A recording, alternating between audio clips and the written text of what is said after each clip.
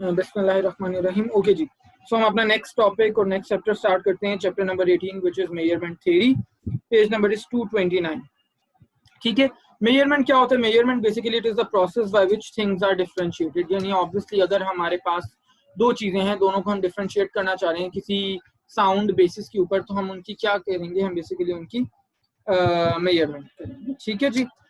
Okay then, variable मैंने आपको बताया था, variable is any entity whose value can be changed, और वो जो वैल्यू होती है वो फिक्स नहीं होती। जैसे temperature, length, height, weight, speed, x y z, हजारों और लाखों जो है बेसिकली वो वेरिएबल्स होते हैं आपके पास। ठीक है जी। अच्छा, स्केल्स ऑफ मेजरमेंट चार बेसिकली हमारे पास मेजर स्केल्स ऑफ मेजरमेंट होते हैं। उनको हम नॉमिनल, ऑर्डिनल, इंटरवल और रेशियो स्केल के अंदर क्लासिफाई करते हैं। नॉमिनल स्केल वो स्केल होता है जिसके अंदर हमारे पास वेरिएबल्स को क्लासिफाई करने के लिए कोई डेफिनेट ऑर्डर का होना जरूरी नहीं होता। मिसाल के तौर पे gender, gender is a variable. ठीक है, ऑब्वियसली कोई मेल होगा, कोई फीमेल होगा, कोई ट्रांसजेंडर होगा, सो डेफिनेटली क्योंकि जेंडर एक ऐसी एंटिटी है जिसकी वैल्यू चेंज करती है, तो gender is definitely a variable. तो जनाब, जेंडर को हम कह सकते हैं कि नॉमिनल स्केल के ऊपर हम मेजर करेंगे। क्यों? नॉमिनल स्केल का क्या मतलब है? मैंने बताया, नॉमिनल स्केल के अंदर हमने किसी स्पेसिफिक ऑर्डर के अंदर वैल्यूज को प्लेस नहीं करना होता। मिसाल के तौर पे मैं अगर एक सर्वे फॉर्म मैंने डिजाइन किया है और उसके अंदर मैंने मेल को लिख दिया है 1, फीमेल को लिख दिया है 2 और ट्रांसजेंडर को लिख दिया है 3, तो अब मैं आपसे जनाब सीधा सीधा ये कहूंगा कि जिससे 100 लोगों से मैंने सर्वे फॉर्म फिल कराया, मैं उनको कहूंगा अगर आप मेल हैं तो 1 लिख दें, फीमेल हैं तो 2 लिख दें, ट्रांसजेंडर हैं तो 3 लिख दें। As simple as that. लेकिन इसी एग्जाम्पल में अगर मैं मेल को भी मैंने 1 लिखा, अगर मैं लेट से फीमेल को 1 कह दूं, मेल को 2 कह दूं, ट्रांसजेंडर को 3 कह दूं, तो क्या मेरी रिसर्च पे कोई फर्क पड़ेगा? बिल्कुल भी नहीं भाई। स्टिल फीमेल अगर फिल कर रही है तो वो 1 ही लिखेगी, क्योंकि अब जो मैंने क्वेश्चन बनाया उसमें फीमेल को मैंने 1 से डिनोट किया है। मेल करेगा तो वो 2 लिखेगा, ट्रांस करेगा तो वो 3 लिखेगा। सिमिलरली थर्ड केस, अगर मैं ट्रांसजेंडर को 1 लिख दूं, फीमेल को 2 लिख दूं, मेल को 3 लिख दूं, तो कोई फर्क पड़ेगा? बिल्कुल भी कोई फर्क नहीं पड़ेगा। अगेन ट्रांसजेंडर फिल करा होगा मेरा क्वेश्चन है तो 1 लिख देगा, फीमेल 2 लिख देगी, मेल 3 लिख देगा। So that means कि nominal scale. Then comes ordinal scale. Ordinal scale nominal scale से opposite होता है, different होता है। Ordinal scale का मतलब होता है कि जहां पे हमें वेरिएबल की जो वैल्यूज हैं उनको एक स्पेसिफिक ऑर्डर के अंदर क्लासिफाई करना होता है। ऑर्डिनल नाम से ही पता चल जाएगा, ऑर्डर के अंदर हमने क्लासिफाई करना है। फॉर एग्जाम्पल, हाँ, डिजीज स्टेट, एक कैंसर का पेशेंट है, वो माइल्ड हो सकता है, या कोविड का चलने लेट से पेशेंट है आजकल के हिसाब से, माइल्ड हो सकता है, उसको डिजीज मॉडरेट स्टेज पे हो सकती है या क्रिटिकल स्टेज पे हो सकती है। तो माइल्ड, फिर माइल्ड से वर्स होके मॉडरेट, मॉडरेट से वर्स होके क्रिटिकल, तो ये एक ऑर्डर है ना। हम ऐसा तो नहीं कर सकते कि अच्छा पहले पेशेंट क्रिटिकल है, फिर माइल्ड है, फिर मॉडरेट। तो स्टेप बाय स्टेप हम जाते हैं। ठीक है, तो this is an example of ordinal scale. ठीक है, फिर जनाब हमारे पास आता है इंटरवल स्केल। इंटरवल स्केल ऐसा स्केल होता है जिसके अंदर रियल नंबर सिस्टम की प्रॉपर्टीज होती है। ठीक है, लेकिन उनके पास एक मीनिंगफुल ओरिजिन नहीं होता। इसकी सबसे अच्छी जो बेस्ट एग्जांपल है वो है हमारा टेम्परेचर स्केल। ये जो सेल्सियस या फॉरेनहाइट वाला स्केल होता है। ठीक है, हमने कहा कि एक ऐसा स्केल होता है जिसमें रियल नंबर्स की प्रॉपर्टीज होती है लेकिन एक डेफिनेट ओरिजिन नहीं होता, मीनिंगफुल ओरिजिन नहीं होता। अब टेम्परेचर इसकी बेस्ट एग्जांपल क्यों है? क्योंकि हमें पता है कि टेम्परेचर जब हम मेजर करते हैं, चाहे सेल्सियस में करें चाहे फॉरेनहाइट में, तो जनाब वहां पे उसकी जो वैल्यूज हैं वो रियल नंबर की प्रॉपर्टीज तो रखती हैं, लेकिन at the same time temperature minus में भी हम मेजर करते हैं। इसका मतलब है कोई डेफिनेट ओरिजिन नहीं होता उसका। ठीक है, और माइनस डिग्री सेल्सियस डिफरेंट जाता है, माइनस डिग्री फॉरेनहाइट डिफरेंट जाते हैं। क्यों? क्योंकि दोनों की डेफिनेशन डिफरेंट है। फॉरेनहाइट स्केल पे जब हम कहते हैं कि 0 है, 0 फॉरेनहाइट, तो वो टेम्परेचर होता है eight which salt water freezes Fahrenheit scale पे। और सेल्सियस स्केल पे जब हम कहते हैं कि टेम्परेचर 0 है, तो वो पॉइंट होता है जहाँ पे फ्रेश वाटर फ्रीजेस। ठीक है, तो इसका मतलब है कि ऐसे स्केल के अंदर कोई डेफिनेट कोई मीनिंगफुल ओरिजिन नहीं है हमारे पास। फिर लास्ट हमारे पास आता है रेशो स्केल। रेशो स्केल एक ऐसा स्केल होता है जिसके अंदर एडिशन, सब्ट्रैक्शन, मल्टीप्लिकेशन और डिवीजन चारों जो हैं वो इस स्केल के ऊपर हम अप्लाई कर सकते हैं। ठीक है, जैसे हमारा लेंथ हो गया, हमारा वेट हो गया, टाइम हो गया, तो इनको हम रेशो स्केल्स कहते हैं। और रेशो स्केल के अंदर there is an absolute 0 point. ठीक है, there is an absolute 0 point. हम कभी ये तो नहीं कहते कि गाड़ी -10 की स्पीड पे चल रही है, ऐसे होता है। या एक बेबी की लेंथ जो है -7 इंचेस है, या मैं जितना भी लीन हूं, जितना भी वीक हूं, मेरा बॉडी वेट -5 kgs है, ये है पॉसिबल? नहीं है। तो दैट इज वाई सारी एग्जांपल्स है रेशियो स्केल्स। अब किस केस में हम कौन सा स्केल कंसिडर करेंगे वो बेसिकली डिपेंड करता है हमारे वेरिएबल्स पे, हमारी रिसर्च के ऊपर। टाइप्स ऑफ वेरिएबल्स बेटे दो तरह से हम करते हैं। एक को हम कहते हैं क्वालिटेटिव वेरिएबल और एक को हम कहते हैं क्वांटिटेटिव वेरिएबल। क्वालिटेटिव वेरिएबल का एक और नाम भी होता है और वो नाम होता है कैटेगोरिकल वेरिएबल। कैटेगोरिकल वेरिएबल जैसे मिसाल के तौर पे मैं कहता हूँ जेंडर, अगेन ये क्वालिटेटिव, जो आपका वेरिएबल का कोई कैरेक्टरिस्टिक डिफाइन करते हैं, नंबर्स या फिगर्स में बात नहीं करते। तो अगर मैं कहता हूँ कि मैं मेल हूँ तो उसमें कोई नंबर तो नहीं है ना, 2.3 मेल है या 4.7 मेल है, तो इट्स आइदर अ मेल और अ फीमेल और अ ट्रांसजेंडर। ठीक है, आई कलर ब्लैक होता है, ग्रीन होता है, ब्राउन होता है, ग्रे होता है, और क्या होता है, मे बी ब्लू होता है, जो भी होता है नेचुरली। आई कलर अगेन क्वालिटेटिव वेरिएबल है। फिर marital status, single, widowed, married, क्या हो, डिवोर्स, जो भी है, तो वो क्या होगा, क्वालिटेटिव वेरिएबल होगा ना, क्योंकि कोई नंबर्स तो नहीं आ रहे। तो this is these are all examples of qualitative और categorical variables, यानी कि जिनके अंदर हम कैटेगरीज बना सकते हैं या उनके अंदर हम कोई कैरेक्टरिस्टिक डिफाइन करे होते हैं वेरिएबल का।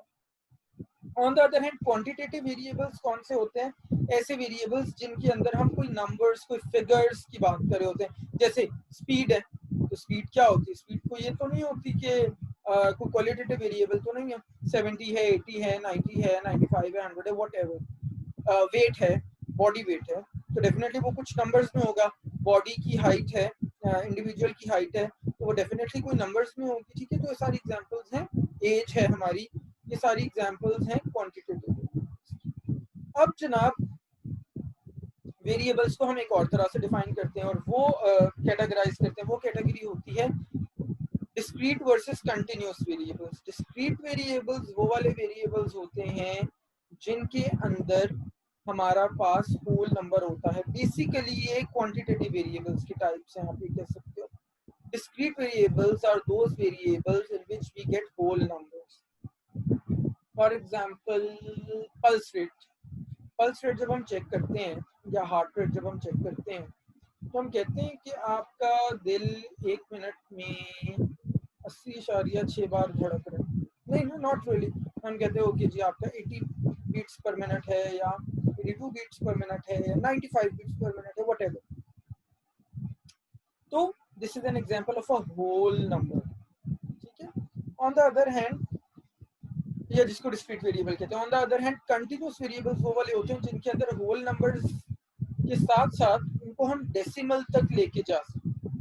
जैसे बॉडी वेट, मेरा बॉडी वेट है 60.4 केजेस, मेरा बॉडी वेट है 82.8 केजेस, मेरा बॉडी वेट है 103.7 केजेस। तो ये होल नंबर्स सिर्फ नहीं आ रहे बल्कि डेसिमल तक मैं उसको लेके जा सकता हूँ। इसी तरह बॉडी की हाइट, इंडिविजुअल की हाइट है, sorry, 5 feet 3 inches, 5 feet 4 inches, 5 feet 10 inches. ये सारी एग्जांपल्स किसकी हैं, ये सारी एग्जांपल्स हैं कंटिन्यूअस वेरिएबल्स। अब जनाब आप जरा अपने निकाल लो स्टैट्स के नोट्स। बिल्कुल फर्स्ट जो हमारा लेक्चर था फ्रीक्वेंसी डिस्ट्रीब्यूशन, बुक के साथ खोल लो, पेज नंबर 232। सो जनाब सबसे पहला जो कॉन्सेप्ट है that is of frequency distribution. Frequency distribution basically क्या होती है? It is number of times each score is represented in the data set. ठीक है, मिसाल के तौर पे पेज नंबर 233 पे एक छोटा सा टेबल बना हुआ है, frequency distribution of 10 knee flexion measurements. कि 90 स्कोर एक बंदे ने लिया नी फ्लेक्शन में, 95 स्कोर 3 बंदों ने लिया, 100 स्कोर 3 ने लिया, 105 स्कोर 1 ने लिया, 110 स्कोर 2 ने लिया। तो इसको सिंपली हम फ्रीक्वेंसी डिस्ट्रीब्यूशन कहते हैं कि कितने लोग किस कैटेगरी में हैं। फिर हमारे पास मीन आ जाता है। Mean is x bar equals to summation x over n, यानी किसी चीज की जो एवरेज है। एक 3 स्टूडेंट्स हैं क्लास में, एक के 60 मार्क्स हैं, एक के 40 है, एक के 50 हैं। 60 plus 40 plus 50 that is 150 divided by 3 that comes out to be as 50। तो ये आपका मीन है। फिर जनाब हमारे पास आता है वेरिएंस। वेरिएंस को हम कैलकुलेट करते हैं basically sigma square equals to summation x square divided by n. ठीक है, और जनाब इसमें x को कैलकुलेट करने के लिए हम क्या करते हैं, x माइनस एक्स बार, यानी x बार हमारा जो मीन है और x की हर वैल्यू को उसमें से माइनस करते जाते हैं तो हमारे पास x आ जाता है। उसको हम वैल्यू उसको फॉर्मूला में पुट करेंगे, वी विल गेट वेरिएंस। फिर स्टैंडर्ड डेविएशन। स्टैंडर्ड डेविएशन आपको पता है कि वेरिएंस का अंडर रूट होती है सिंपली। ठीक है, स्क्वायर्ड वेरिएंस हमेशा स्क्वायर्ड होती है, स्टैंडर्ड डेविएशन हमेशा नॉन स्क्वायर्ड होती है। फिर हमारे पास नॉर्मल कर्व आ जाता है। नॉर्मल कर्व जिसको हम बेल शेप्ड कर्व भी कहते हैं, पेज नंबर 235 में टॉप 235 पे टॉप पे बना हुआ है स्टैंडर्ड कर्व या बेल कर्व या नॉर्मल कर्व। इसको कैलकुलेट करने के लिए हम करते हैं z equals to x minus sigma. Sigma जो है वो स्टैंडर्ड डेविएशन है इसके अंदर। ठीक है, और x जो है वो ऑब्वियसली हमारा z स्कोर को रिप्रेजेंट कर रहा है, जो भी आपका वैल्यू आती है। ठीक है जी। फिर हमारे पास कोरिलेशन कोएफिशिएंट आता है। कोरिलेशन कोएफिशिएंट आपको पता है दो वेरिएबल्स के बीच के एसोसिएशन को बताता है। अगर कोरिलेशन कोएफिशिएंट 0 आता है तो इसका मतलब होता है there is no relationship between the two variables. अगर कोरिलेशन कोएफिशिएंट कोरिलेशन कोएफिशिएंट हाँ ठीक है +1 आता है तो उसका मतलब होता है परफेक्ट पॉजिटिव कोरिलेशन है दो वेरिएबल्स में। अगर -1 आता है तो उसका मतलब होता है परफेक्ट नेगेटिव कोरिलेशन। पॉजिटिव का मतलब होता है एक वेरिएबल की वैल्यू इंक्रीज हो रही है तो दूसरे की भी इंक्रीज हो रही है, और नेगेटिव का मतलब होता है कि एक वेरिएबल की वैल्यू अगर इंक्रीज हो रही है तो दूसरे की बेसिकली डिक्रीज हो रही है। ठीक है, तो this is an example of correlation coefficient. फिर हमारे पास है स्टैंडर्ड एरर ऑफ मेजर या measurement. Standard error of measurement होता है कि ट्रू वैल्यू से हमारी जो कैलकुलेटेड वैल्यू है उसका कितना डिफरेंस है। तो उसका फॉर्मूला है SEM equals to standard error of measurement equals to sigma under root के अंदर 1 minus r. Sigma standard deviation की वैल्यू है। नीचे एक छोटी सी एग्जांपल भी दी हुई है, लेट्स से सिग्मा 5 है और r जो है वो 0.8 है तो 1 माइनस 0.8 0.2 आ जाएगा। 0.2 का अंडर रूट 0.44 आता है, 5 से मल्टीप्लाई किया तो स्टैंडर्ड एरर ऑफ मेजरमेंट आ गया 2.2। So this is something very very simple. फिर हमारे पास आ जाती है मेजरमेंट रिलायबिलिटी। मेजरमेंट रिलायबिलिटी के अंदर basically we have got two major theories of reliability. एक थ्योरी को हम कहते हैं पेज नंबर 238 पे हम एक थ्योरी को कहते हैं क्लासिकल मेजरमेंट थ्योरी और दूसरे को हम कहते हैं generalisability theory. Classical measurement theory basically उसकी अजम्पशन ये होती है कि हर मेजरमेंट या हर स्कोर जो हम लेते हैं उसका एक ट्रू कंपोनेंट होता है और एक उसका एरर कंपोनेंट होता है। ठीक है, ऑन द अदर हैंड जो जनरलाइजेबिलिटी थ्योरी होती है वो ये एज्यूम करती है कि किसी भी मेजर की के अगेंस्ट वेरिएबिलिटी के बहुत सारे डिफरेंट सोर्सेज होते हैं। ठीक है, तो इसी तरह से अगर हम एग्जांपल वाइज देखें तो जो क्लासिकल मेजरमेंट थ्योरी है लेट से वो ये एज्यूम करती है कि हर पर्सन की हेड पोजीशन के लिए ट्रू वैल्यू है और बेसिकली साथ उसके एक एरर वैल्यू है या वेरिएशन है उसके अंदर। ठीक है, on the other hand generalisability theory के कॉन्टेक्स्ट में अगर हम देखें तो वो ये कहती है कि जनाब हेड पोजीशन जो है उसके वेरी करने के बहुत सारे रीजन हो सकते हैं, लेवल ऑफ रिलैक्सेशन हो सकता है, लेवल ऑफ कंफर्ट हो सकता है, मेजरमेंट इटसेल्फ हो सकती है, स्किल ऑफ एग्जामिनर हो सकता है, एक्यूरेसी ऑफ डिवाइस हो सकती है। तो सारी जो हैं ये वेरिएबल ये सोर्सेज ऑफ वेरिएशन हो सकते हैं। फिर कंपोनेंट्स ऑफ रिलायबिलिटी की अगर हम बात करें तो एक है उसके अंदर इंस्ट्रूमेंट रिलायबिलिटी। रिलायबिलिटी मैंने उस दिन आपको डिटेल से एक्सप्लेन कर दिया था। रिपीटेबिलिटी को कहते हैं कि जब आप एक वैल्यू को आप लेते हो दोबारा से, तो क्या वो वैल्यू उसके फर्स्ट टाइम के कितने क्लोज आती है, या फिर बिल्कुल ही फर्स्ट टाइम वैल्यू ईस्ट में कहीं जा रही है और नेक्स्ट टाइम जब आपने ली तो वो कहीं वेस्ट में जा रही है। तो अगर ऐसा हो तो हम कहते हैं कि वो आपका रिलायबल नहीं है। इंस्ट्रूमेंट रिलायबिलिटी का मतलब है कि इक्विपमेंट या उसकी खुद की जो रिलायबिलिटी है उसको हम कहते हैं इंट्रा रेटर रिलायबिलिटी। वो वाली रिलायबिलिटी होती है जो एक रेटर है, यानी जो बंदा कर रहा है वो एक सिंगल सेट ऑफ स्कोर्स को देता है ऑन टू डिफरेंट ओकेजन्स। यानी रीडिंग सेम है लेकिन उसने 2 बार ली है। रीडिंग सेम है, रीडिंग सेम से मतलब है यानी रीडिंग्स का रिजल्ट नहीं सेम, यानी सैंपल सेम है, सैंपल सेम है, बंदा भी वही है, लेकिन एक बार उसने सुबह रीडिंग ली, एक बार उसने शाम में रीडिंग ली। ये है intra rater reliability. Inter rater reliability ये होती है कि जब सैंपल सेम है लेकिन रीडिंग लेने वाले लोग 2 डिफरेंट हैं। मैंने आपको शायद पहले भी कहीं पे बहुत शुरू में एग्जांपल दी होगी। स्किन पेलर जब हम ऑब्जर्व करते हैं तो मैं किसी को ऑब्जर्व करता हूँ तो मैं उसको कहूंगा भाई आपकी तो स्किन पेल है, और एक और हेल्थ केयर प्रोवाइडर आके ऑब्जर्व करता है तो हो सकता है वो कहे कि भाई नहीं आपकी तो स्किन पेल है ही नहीं। ठीक है। फिर इंट्रा सब्जेक्ट रिलायबिलिटी होती है। इंट्रा सब्जेक्ट रिलायबिलिटी का मतलब होता है कि जो जिसके ऊपर हम मेजरमेंट कर रहे हैं उसकी जो परफॉर्मेंस है वो चेंज हो जाए। आज मैंने एक बंदे का स्किन पेलर ऑब्जर्व किया, वो मुझे स्किन बहुत ज्यादा पेल लगी। 7 दिन बाद मैंने उसका स्किन कलर ऑब्जर्व किया तो वो मुझे परफेक्टली फाइन लगी। हो सकता है उसने 7 दिन में उसको जॉन्डिस हुआ और उसने जॉन्डिस की मेडिकेशन ले ली 7 डेज में, तो उसका स्किन कलर ठीक हो गया। Just to give you a hypothetical example. फिर रिलायबिलिटी को अगर हम क्वांटिफाई करें तो अगेन उसकी डिफरेंट टाइप्स बन जाती हैं। एक हम कहते हैं रिलेटिव रिलायबिलिटी। ठीक है। रिलेटिव रिलायबिलिटी का मतलब होता है कि अगर एक मेजरमेंट रिलायबल है तो उस मेजरमेंट की जो इंडिविजुअल मेजरमेंट्स हैं एक ग्रुप के अंदर वो अपनी रिलेटिव पोजीशन को मेंटेन रखेंगे। भाई बड़ा सिंपल सा इसका है कि क्लास के अंदर अगर एक बच्चा फर्स्ट ईयर में फर्स्ट आया है और उसके बाद वो सेकंड 3 4 फाइनल ईयर तक फर्स्ट सेकंड थर्ड ही आता रहता तो हम कहेंगे रिलेटिव रिलायबिलिटी जो है वो अच्छी है। लेकिन अगर एक बच्चा फर्स्ट ईयर में फर्स्ट आ रहा है, सेकंड ईयर में फेल हो रहा है, थर्ड ईयर में थर्ड आ रहा है, फोर्थ ईयर में फिर मुश्किल से पास हुआ, तो हम कहेंगे relative reliability is very good. Then comes absolute reliability. Absolute reliability basically indicate करती है to the extent to which a score varies on repeated measurement. ठीक है।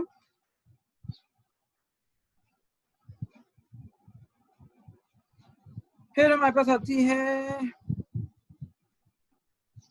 measurement validity. Measurement validity, appropriateness, meaningfulness, usefulness of specific inferences made from test scores इसको major करती है। ठीक है। Validity भी डिफरेंट टाइप्स की होती है।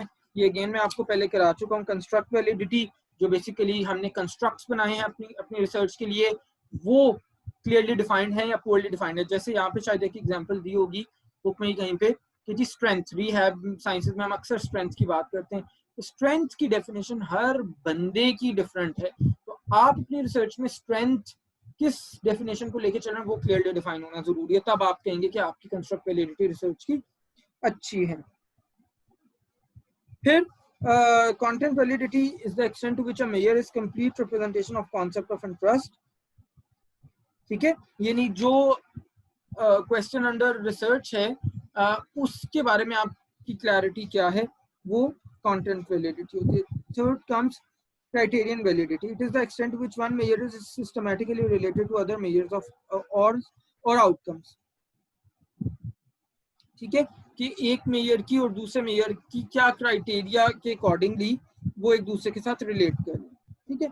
फोर्थ हमारे पास है concurrent validity. It is an issue when one is comparing a new tool और procedure with a measurement standard, ठीक है। कॉन्करेंट का मतलब होता है एट द सेम टाइम। तो एक हम नए स्टैंडर्ड की जो हमने डेवलप किया उसकी वैलिडिटी और एक उसके साथ गोल्ड स्टैंडर्ड की वैलिडिटी को कंपेयर करें।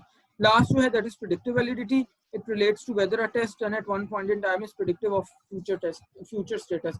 यानी हमने हमारा जो हमने टेस्ट परफॉर्म किया है, जो मेजरमेंट्स ली हैं, क्या वो मेजरमेंट्स इस काबिल हैं कि वो फ्यूचर प्रोजेक्शंस को थोड़ा सा हमें बता सकती हैं, फ्यूचर ट्रेंड्स के बारे में हमें इंडिकेट कर सकती हैं या नहीं है। तो इसको हम कहते हैं प्रेडिक्टिव वैलिडिटी, ठीक है बेटे। सो इंशाल्लाह नेक्स्ट लेक्चर में भी नेक्स्ट टॉपिक डिस्कस करते हैं। फिर 10 मिनट में हम वापस आते हैं, 10 से 12 मिनट। ओके, अल्लाह हाफिज़।